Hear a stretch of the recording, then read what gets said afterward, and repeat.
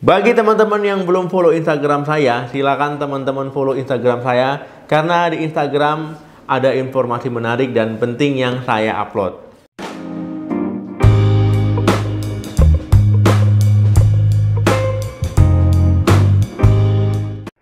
Halo, assalamualaikum warahmatullahi wabarakatuh. Balik lagi di channel saya. Semoga teman-teman semua selalu dalam keadaan sehat. Amin. Teman-teman pernah mengalami diare? Ya pasti rata-rata pernah ya mengalami diare. Gara-gara diare teman-teman akan sedikit sibuk bolak-balik mondar-mandir kamar mandi ya akibat diare tersebut. Nah jadi teman-teman ya biasanya kalau seandainya teman-teman mengalami diare biasanya salah makan. Ya salah satu penyebabnya itu salah makan. Makanan yang teman-teman konsumsi bisa saja itu mengandung bakteri. Salah satunya bakteri Salmonella. Nah sehingga teman-teman akan merasa ya perutnya tidak nyaman, kemudian perutnya bisa sakit ya, kemudian juga diare. Nah jadi pada video kali ini kita akan membahas cara menghindari makanan yang terkontaminasi bakteri Salmonella. Nah teman-teman, karena bakteri ini tidak kasat mata, nggak bisa dilihat mata telanjang. Nah jadi kira-kira bagaimana kita mengetahui kalau seandainya makanan tersebut ada bakterinya. Nah, yang tahu silakan tulis di kolom komentar. Kalau yang tidak tahu silakan lihat video ini sampai habis. Nah, teman-teman memang ya supaya terhindar dari sakit perut, diare bahkan terasa tidak nyaman di perut, kita harus menghindari makanan yang terkontaminasi bakteri Salmonella. Nah, kalau seandainya teman-teman ya saat mengkonsumsi makanan ada bakteri Salmonellanya, tentu teman-teman akan mengalami keluhan gastroenteritis. Gejala yang bisa teman-teman alami apa? Ya bisa mual, bisa muntah, bisa kram perut ya, bisa sakit perut, kemudian bisa diare, kemudian bisa demam ya, sakit kepala, kemudian fesesnya bisa ada flek ataupun bisa ada darahnya. Nah, jadi tentu kalau seandainya teman-teman mengalami keluhan ini ya pasti akan sangat tidak nyaman sekali ya, apalagi biasanya juga dirasakan itu 2 sampai dengan 7 hari. Nah, teman-teman ya, info pentingnya misalkan nih, teman-teman kalau seandainya makan ya kebetulan pas makanan yang teman-teman konsumsi itu ada bakteri Salmonella ya, tiba-tiba teman-teman mengalami beberapa keluhan, misalkan mual, muntah, diare, sakit perut, kram perut ya. Nah, ini teman-teman memang harus mengingat makanan yang teman-teman konsumsi, makanan yang terakhir teman-teman konsumsi sampai dengan kalau bisa 3 hari ya sebelumnya. Nah ini memungkinkan untuk diketahui makanan apa sih yang menjadi penyebabnya ya, makan pas kapan. Nah seperti itu. Nah tapi memang kalau seandainya sudah lewat 1 hari, untuk mengingat ini biasanya lupa, apalagi kalau orang yang memang makannya itu agak banyak, makannya itu macam-macam ya, makan apa, nah jadi akhirnya lupa. Teman-teman ya, bakteri Salmonella ini juga bisa menyebabkan teman-teman akhirnya terkena demam tipoid ya, ataupun orang bilangnya sakit tifus ya, demam tipes. Nah jadi kena tipoid ya, ini ya akibat bakteri Salmonella ya, Salmonella tipi. Nah keluhannya ya bisa demam ya, bisa rasa tidak nyaman di perut, bisa rasa tidak enak ya, enak di badan, pegal-pegal ya, kemudian demamnya biasanya bisa berlangsung selama 2 minggu. Nah jadi tentu ya karena bakteri Salmonella ini tentu akan menyebabkan penyakit ataupun gangguan di tubuh kita. Dok, kira-kira makanan apa saja yang beresiko terkena bakteri Salmonella? Nah teman-teman, memang ada beberapa makanan yang lebih beresiko terpapar ataupun terkontaminasi oleh bakteri Salmonella ini ya. Di antaranya itu yang pertama adalah daging ya, daging, kemudian daging unggas, kemudian juga ikan laut ya yang mentah, kemudian telur mentah.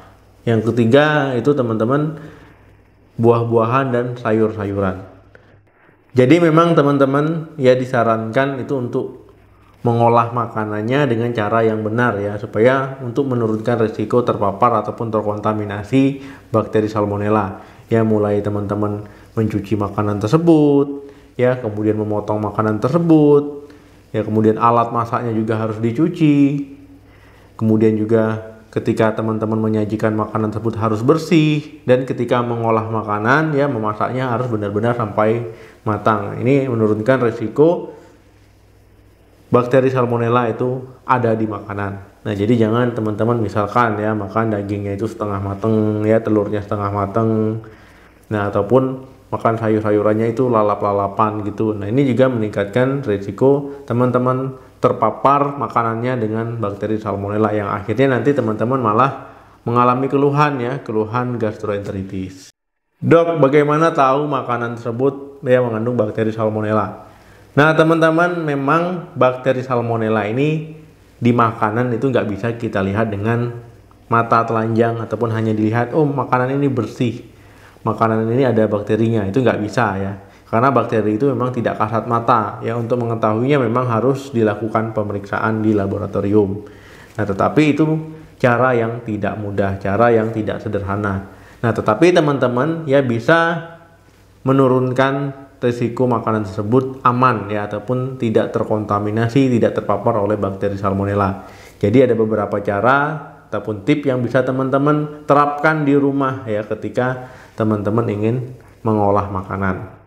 Yang pertama, teman-teman memang harus mengolah makanan itu dengan cara yang benar ya. Ketika ingin masak, itu cuci makanan tersebut ya di air mengalir, cuci sampai bersih ya, supaya bersih ya, untuk meminimalkan ada bakterinya. Yang kedua, teman-teman harus memisahkan ketika memotong makanan ya, itu dengan mana yang mentah, mana yang sudah matang. Nah, kemudian dicuci alasnya. Nah, yang ketiga, teman-teman pastikan menggunakan misalkan pisau ataupun alat masak yang lain itu dicuci sebelum dan setelah menggunakannya. Nah, yang keempat, teman-teman pastikan ketika masak itu harus benar-benar matang, jangan sampai setengah matang ya, ataupun sengaja mengkonsumsi makanan yang mentah. Yang kelima, teman-teman jangan membiarkan makanan terbuka terlalu lama ya, misalkan di dapur makanannya terbuka lama 2 jam 3 jam ya. Nah, itu juga nggak boleh. Yang terakhir, teman-teman pastikan mencuci tangan sebelum dan sesudah teman-teman makan.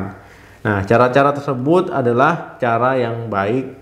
Ada juga cara yang bisa teman-teman terapkan untuk meminimalisir makanan tersebut terpapar ataupun terkontaminasi dari bakteri salmonella ya.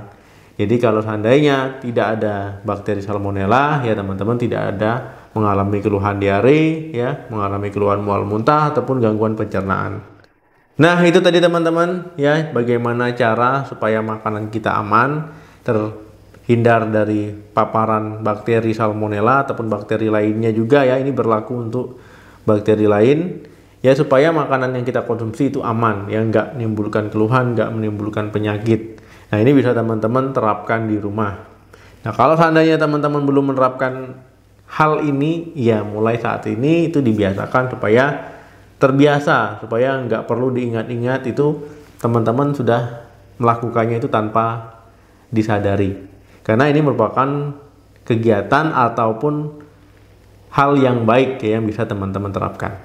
Oke teman-teman, ya sampai di sini dulu video kali ini. Terima kasih yang sudah menonton video ini sampai habis. Jangan lupa like, share, dan komen di video ini.